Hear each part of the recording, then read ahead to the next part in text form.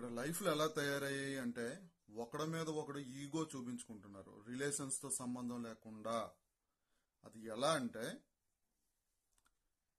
15 సంవత్సరాలు వచ్చినంత వరకు పిల్లల్ని తల్లిదండ్రులు బాగానే పెంచుతున్నారు, అంతా బాగానే ఉంది.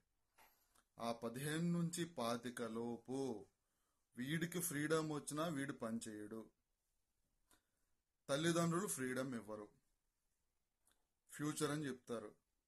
ఇక్కడ ప్రాబ్లం ఎక్కడ వస్తుందంటే ఈ 15 నుంచి 25 లోపు వాడు డిప్రెషన్ కి గురవుతాడు. ఆ డిప్రెషన్ కి గురి అయ్యేటప్పుడు రివెంజ్ తీర్చుకోవాలనే ఆలోచన ప్రతి యువతలో కలుగుతుంది. తల్లిదండ్రులు కూడా సమాజాన్ని దృష్ట్యా 15 నుంచి 25 వరకు పెంచేటప్పుడు వాడికి అన్ని బలాలు ఉన్నా మనం ఎందుకు పెంచాలి అనే చిన్న ఆలోచనతో ఇంటర్నల్ గా వివాహం చేసి పంపిస్తారు. పెళ్లి చేసుకోరా తొందరగా అని చెప్పి. పెళ్లి అనేది ఎంత టార్చరో అందరికీ తెలుసు. నిజంగా ఈ కాలంలో పెళ్లి అయితే మాత్రం అది పెద్ద టార్చరే.